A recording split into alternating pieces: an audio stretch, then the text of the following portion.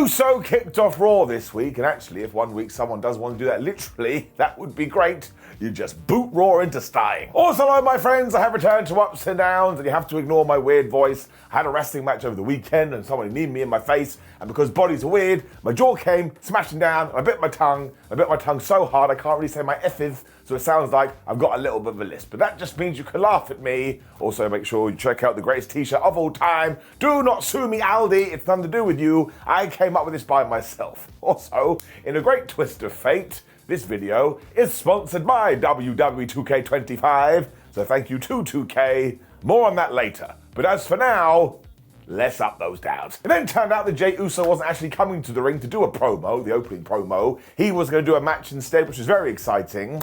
Well, I just feel like I need to tell you about celebrities, all right? Celebrities like WWE, don't forget it.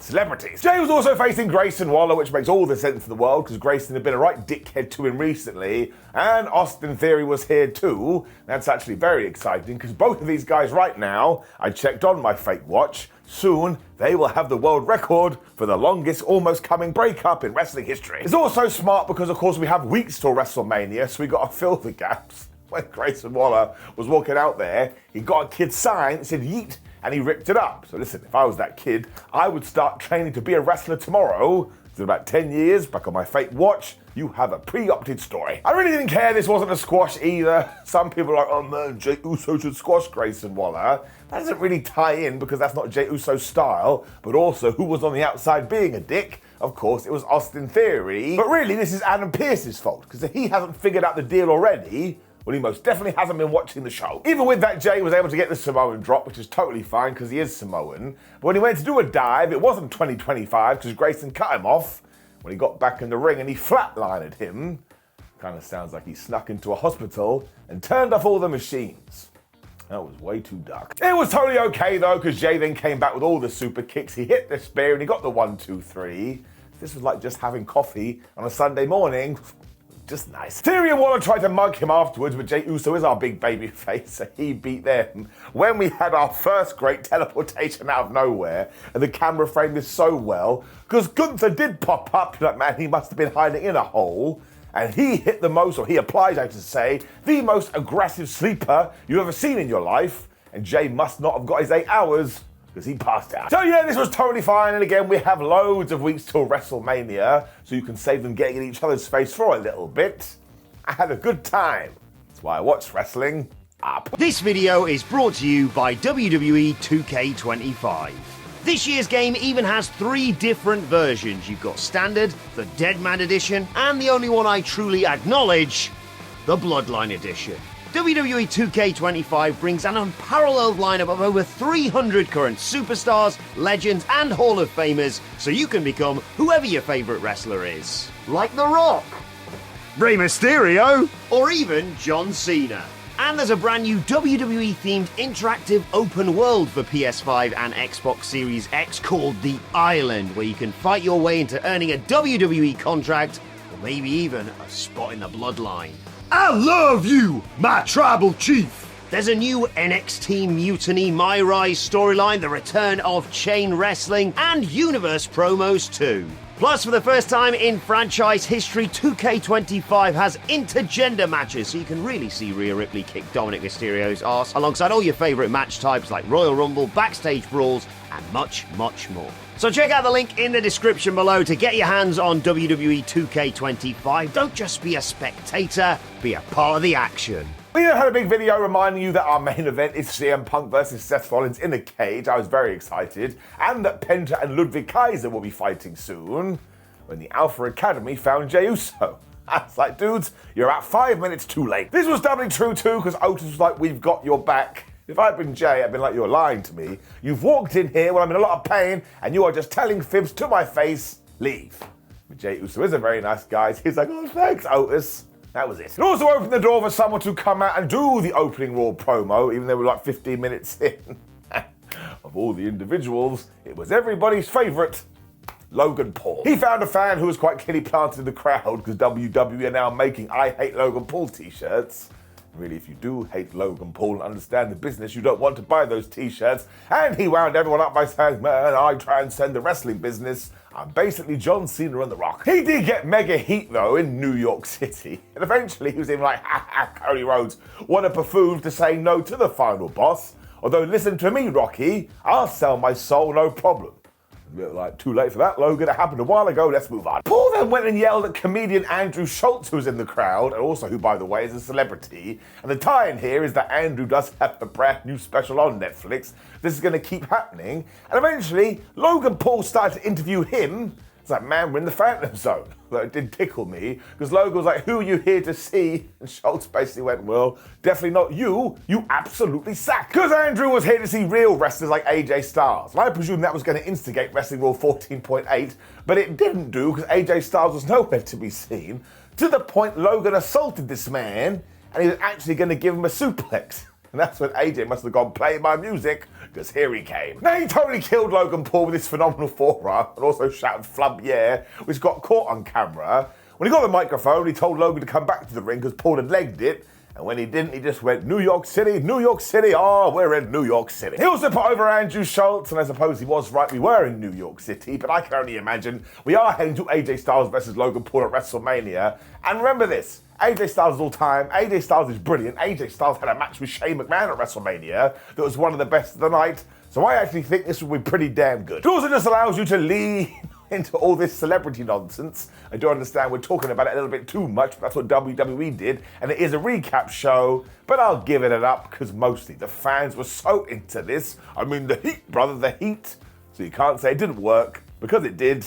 Still pointing up. We then got reminded about all the craziness with the Women's Championship last week when Io Sky won. This is why I can never take off ups and downs again. At the same time, maybe I should, because when I'm not here, wrestling gets good. The New Day 2 came out after this as well, and they're brilliant as always, because they're just like, we're heels, and we're going to insult your sports teams. Although they were about to have a match. And we also saw Obafemi in the crowd here, and mark my words, one day he will be a WrestleMania main eventer, when it was the New Day versus Dragon Lee and Rey Mysterio. I mean, they could do this in their sleep. Xavier and Kofi were wonderful as always, because Dragon Lee and Rey Mysterio heard the fans chanting for tables, so they kept going to get tables. What did the New Day did? They just put them away. Now, out of contest, this looks absolutely ridiculous. When you see it in motion, I tell you it's fabu. Mysterio then hit this springboard Hurricane Rana as Dragon Lee just murdered the New Day with these stomps. Honestly, Rey is so good, it makes no sense. When, of course, the New Day did go into some tables, and when you couldn't take that away from the fans, they would have been rightfully pissed off. There's also this great 1-2 ooh after Rey Mysterio had hit the 619 and gone for the splash, but Kofi Kingston had got his legs up.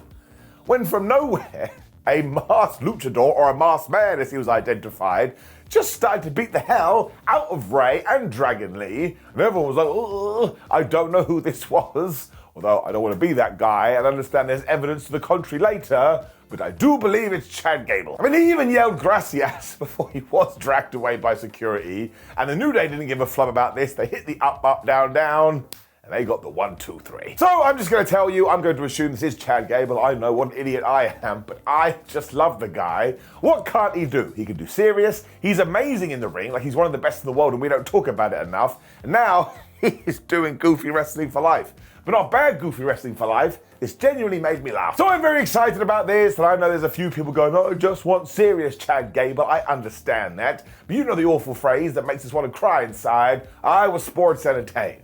If I was sports entertained, there's only one thing I can do, plus again, it's going to get better in about 5 minutes.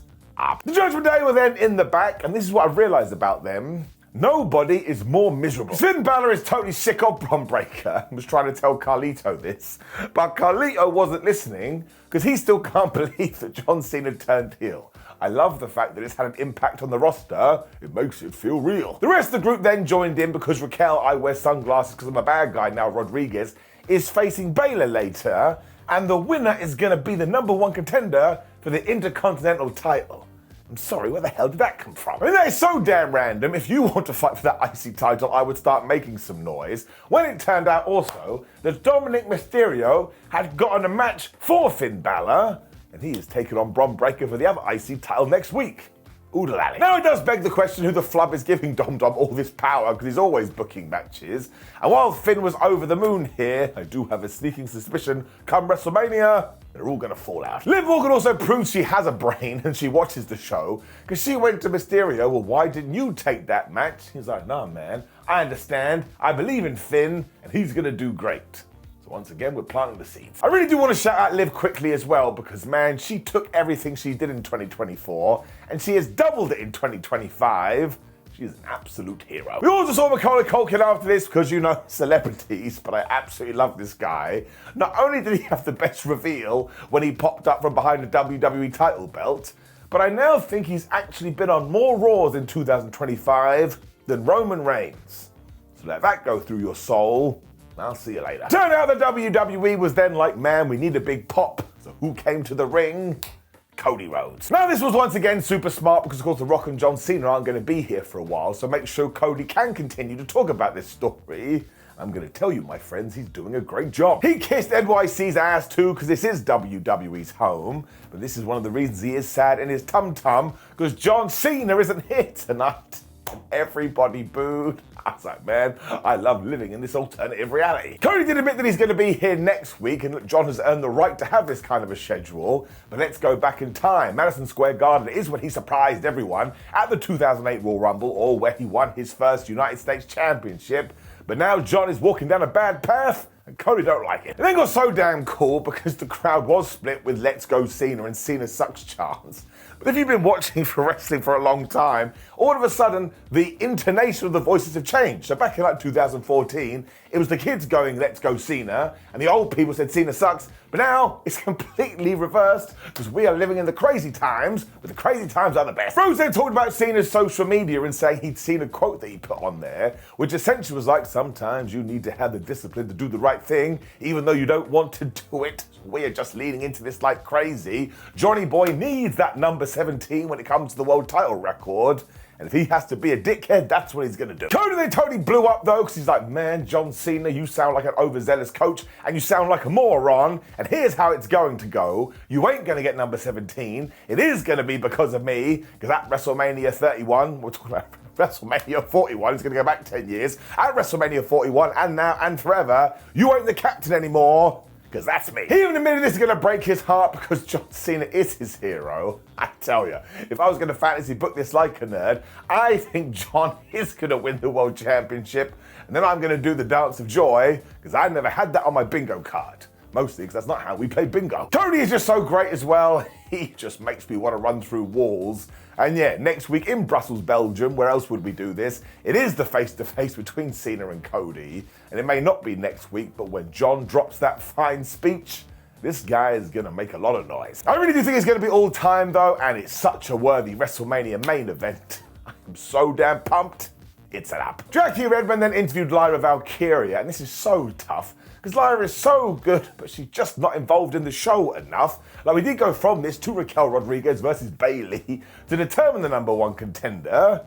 We never really saw Valkyria again. And look, sure, this did go noticeably quiet from a very hot crowd, but I don't blame the fans. This Women's Intercontinental Championship just isn't doing much of anything, because it comes and it goes, and when we do have a match, it's totally random. There's that word again.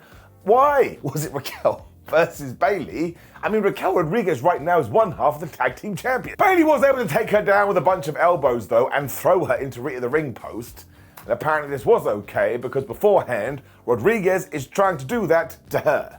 So now you know, if somebody is trying to hit you with a metal pipe, if you then get your hands on it before they hit you, do whatever the flub you want. Dom Dom then distracted the referee because of course he did when Liv Morgan got involved. But Bayley was so mad she punched Morgan and she took out the condom. But very sadly for her too, she did a dive. It was not 2025 because Raquel Rodriguez caught her and threw her into Anne the announce table. That led to a count-out tease, which I swear is wrestling's favourite new spot in 2025. But Bayley got back in the ring and Rodriguez hit the power bomb. 1, 2, 3. that was that. Now I do love the fact it's going to be Lyra versus Raquel because that is a totally different matchup for Lyra Valkyria and they can showcase it in a different way which will help that title. And listen, in terms of a fundamental wrestling match that we're probably never going to talk about again, I shall give it an up. I don't want to ignore that. But the fact that, again, Raquel and Liv Morgan are the women's tag team champions and they're damn good and now we kind of have this distraction and the fact there's just no real story here, well, I do have to give it a down. I just think there's potential, man. I can feel it in my veins. At the moment, it's untapped. Can't do that. That's what The Rock does when he comes to the ring. Goosebumps. Chad Gable then leveled up again because he was talking to Kathy Kelly. And Kathy was like, of course you're the luchador, you absolute moron. He was like, well, I take offense to that because I'm not. And what was happening in the background, somebody else with that lucha mask, they were being arrested. So I just love it so damn much. And the way Gable reacted to this was genuinely perfect. So we should call him the next Kurt Angle, because he can do it all. We then got more celebrities because celebrities are amazing. And hey ho, do you want to talk about celebrities? When Io Sky basically had her big title celebration. Michael Cole was asking the questions too, but Io was just so happy. Here she has stood in Madison Square Garden. Damn it, she's now going to WrestleMania. Because that is true, Mike was like, well, let's bring out your opponent.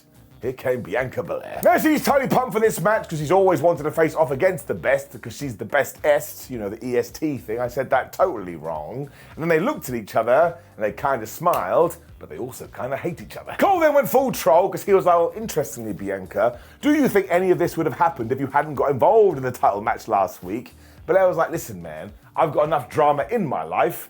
You've seen everything with Jade Cargill and Naomi. I'm exhausted. Just meant she was out there to watch the match. I was like, sure, Bianca. And I shaved my head for fun, not because I'm bald. And this cued Wrestling Rule 14.8, because out came Rhea Ripley. And this is the Rhea we need to see more of. Because one, she was totally pissed. But two, when she was cutting a promo, she was just allowed to sound like her.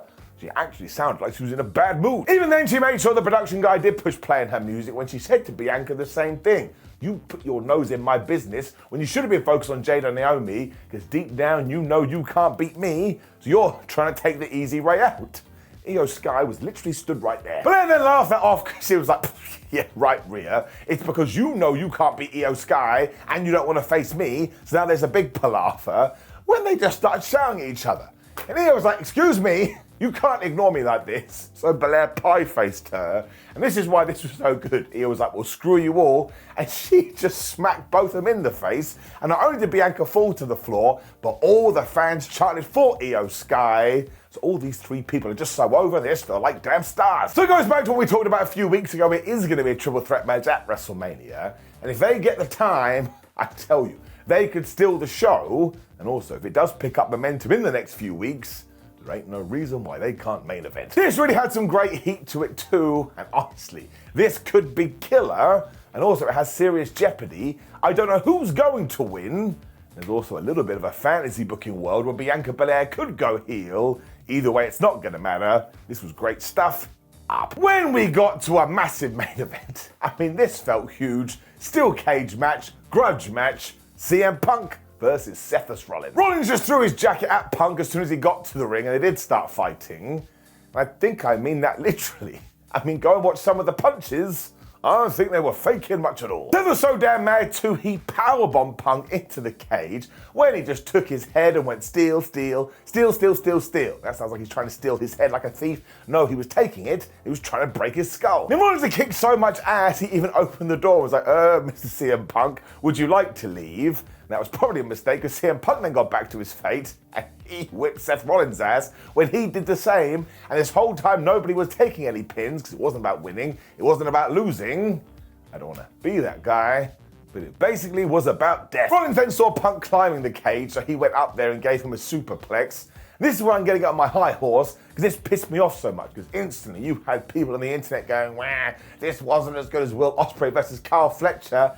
I was like, man, what the flub are you doing? Because for goodness sake, not only are they totally different, but they are both amazing. And the only way to know this is to go to wrestling school, train to be a wrestler, and take a normal superplex. You will be terrified in your tum-tum, which is perfectly normal. So whether it's doing a Spanish fly from the down top of the cage, or it's from doing a super-duper-whooperplex, trust me, everyone deserves all the credit in the world. Punk somehow countered the pedigree into the GTS for an awesome 1-2-ooh. But when he went for another one, do you know what move Seth Rollins used? It was the STF. Seth, I suppose you, because that's how John Cena beat him at the Elimination Chamber, so Seth was rubbing in the wound. They then traded submissions for a while when Seth got the stomp for another 1-2-ooh, and these two guys just make magic together. Like if I was walking along, they said CM Punk and Seth Rollins are going to do a magic show, I would go.